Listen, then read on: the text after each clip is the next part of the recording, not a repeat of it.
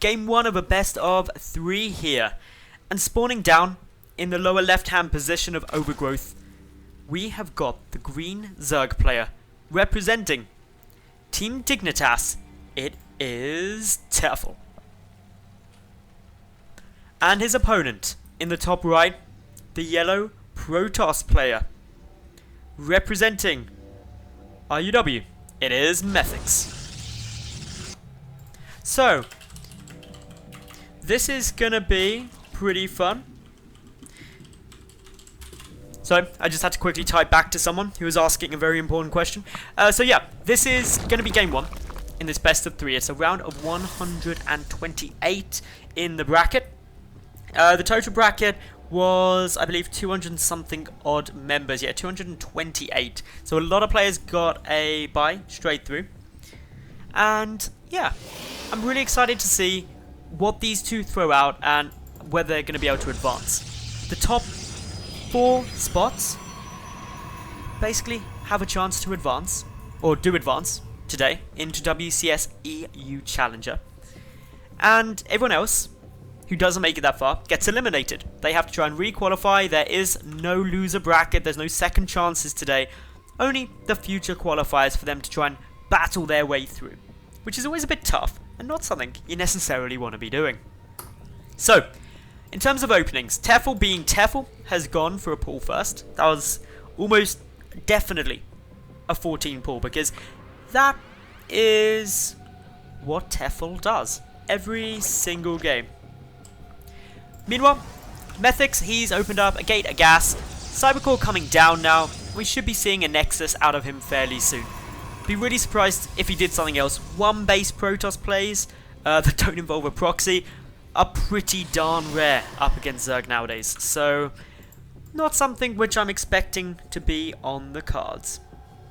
So keeping an eye down on what is happening from Tefel. He's got his natural base, adding in the gas now. That's going to likely be only for speed, although Tefel is the master of Roach Hydra based compositions, so it wouldn't be surprising if he does keep that gas in and goes up to Roaches nice and fast, especially if he sees that there's only 1 gas.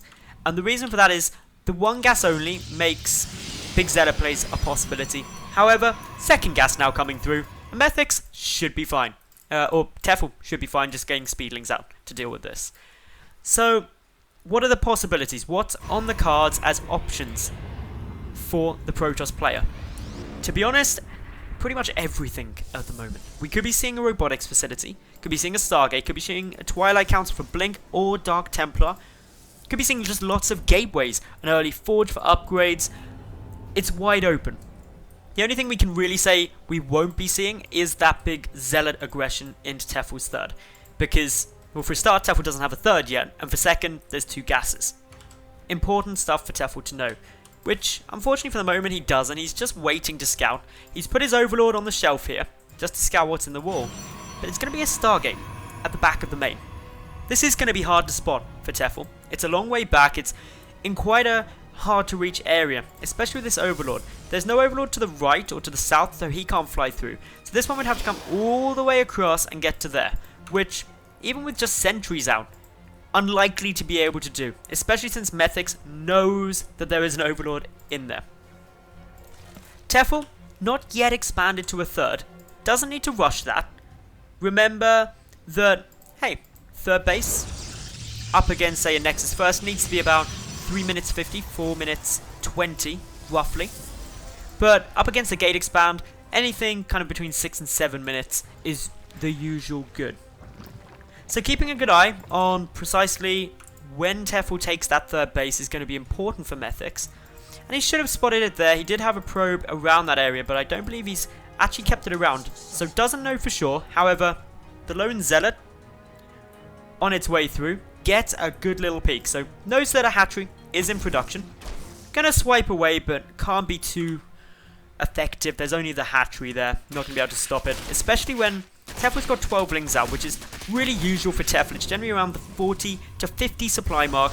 He'll get out these 12-ish lings in order to deny proxy pylons on the map and just generally be a bit of a nuisance. So Phoenix are making their way in. There's a grand total of 2 so far. Phoenix aren't really scary until you start seeing 4 or 5, because that's when they can pick off a queen in a single lift. Azella gonna go down here, force an early force field out, just to make sure that this wall is safe, and that's really good for Tefel. He knows that he's pretty safe. Should be getting a Hydra den out really quick, and the reason behind that is that if you know your opponent's first tech was a Stargate, they can't have any splash for quite a while. There's no way they can be getting Colossi or those High Templar with Storm for a good amount of time. So Ling Hydra is just great against everything else a Protoss player could be getting in that situation. A few roaches will be needed once there is splash down, but Tefel just going to be getting a lot of Hydras, and right on cue, Hydralisk Den is on its way through. So, a couple of lifts, going to be getting a drone or two. It's a little annoying, but nothing that's devastating. Tefel, he can make 10 plus drones per inject cycle now. And because of that, he should be really, actually quite cool with losing a couple of drones. Because it's the queens that are really the vulnerability. This one going off creep is playing a very brave game. However, there are 4 queens, so Tefel can afford to lose 1 and still keep all of his injects going. So keeping a close eye now on where these Phoenix go, where they try and get in. Managing to pick off a fair few Overlords actually. With 4 Phoenix here, they could pick off a queen in a single lift, but with all 3 queens darting about and just being irritating, it's going to cause a bit of a problem. MetHiX able to pick off now 2 Overlords, going to get a third one there, and that does supply Tefel, preventing some of those Hydras coming out and getting a nice amount of damage. Specifically a nice amount of damage compared to the resources lost. And that's always the way when you do have a Protoss player going Phoenix, is they tend not to lose those Phoenix early on, while they still will be able to slowly work away at the economy of the Zerg and things like Overlords fairly risk-free. So behind this, MetHiX is going up into Colossi. He's got his Robotics Bay down, adding in just 1 Immortal for the moment, although that is a bit useless since there are only 3 roaches, but still, there's 3 roaches. That Immortal, he's gonna be doing an awesome job. Also keeping a good peek on everything else that he adds in, adding in more roaches now. I don't know if Tefel has seen that Robotics Bay, let me check. So he doesn't know about the Robotics Facility, doesn't know about the Robotics Bay, just kind of assuming that he's gonna need a bit more tankiness in with that composition. And he's going for this massive Roach Hydra Ling push that he's done so many times in the recent couple of days I've cast him, at around the 12-minute mark. And this is a big army, 91 army supply up against 49, and it's before the Colossus hits. 1 Colossus will be out as this goes through. Nice little takedown of one of those pylons. The Colossus still getting some nice damage through. Extended thermal lance not yet completed, but these force fields trapping a lot of Tefel's units, preventing them from engaging as a big bulk and allowing them to get slowly pincered off by those thermal lances. The second Colossus being chrono boosted, Photon overcharge, getting a fair bit of damage through, but not a single sentry remains. No more force fields, no more time can be bought by those until these next 2 sentries warp in. They're a really important factor now for MetHiX. Tefel taking out these rocks, he wants the quicker reinforcements to come through. They will come through a bit quicker through there than actually the other way, although it's a minor difference. But it also makes this space more open, so should MetHiX move down, Tefel can get a great big concave, and that's what he really wants. So a couple more units coming through. Tefel's still on 3 bases, MetHiX only on the 2, but the 2 Colossi are going to be a lot stronger against this. The +1 carapace upgrade done up against +1 attack, so that's level, but in come all of the Zerg forces. The Immortal goes down, but still these 2 Colossi reigning supreme, getting a good amount of damage through, and Tefel having to keep pushing up against it. Behind this, we have the Hive coming down for Tefel. This is for the Vipers. He needs those Vipers out in order to get the abducts on the Colossi ASAP, because they're just slowly shelling away, especially behind the safety of this wall off at the natural. It's nigh on impossible for Tefel to be able to take them out with their 9 range thanks to the extended thermal lance. Unless they move forward, of course, as they're doing now. There's only 2 sentries there. Tefel gets a good engagement, runs in with those speedlings, able to corner a couple of the sentries. The Colossus moving forward, but getting a few more chips through. There's very little here at the moment for MetHiX as Tefel comes barreling through.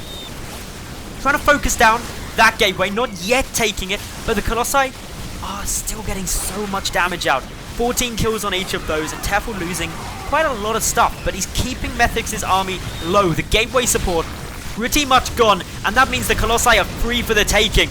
Coming straight through that natural wall of both Colossi now dead, and Tefel is in an amazing spot. There's not another one in production. Emergency zealots being warped in, the probes being traitorous and killing the gateway. Not quite sure what they're up to. But Tefel's army, or at least this wave of it, has been eliminated now. But there's more on the way. More reinforcements coming, more Hydras, more Lings, and they're pushing on through. Trying to get as much damage done as possible. They want to prevent MetHiX from getting up to that death ball. Prevent him getting any sizable force out. Love this risk that we're getting right now from MetHiX. He's got third base down, but it's not going to last. He doesn't have enough to defend this. Probes coming to their death, unfortunately, as Tefel intercepts them. But the third base was needed. MetHiX could not have coped with this on 2 bases alone, so he had to take the chance. Unfortunately, Tefel identifying it is going to get a nice win and is able to take it out. 400 minerals gone, and he's still got a large army supply advantage. There's no Colossi for MetHiX, so the force fields are going to have to be good, but Tefel focusing down those sentries quickly, leaving only 2 force fields to try and hold back this onslaught. Pylon now going down, depowering a gateway, and Tefel has got a much larger army here. Photon overcharge helps, but down goes that mothership core, so no more on the cards there.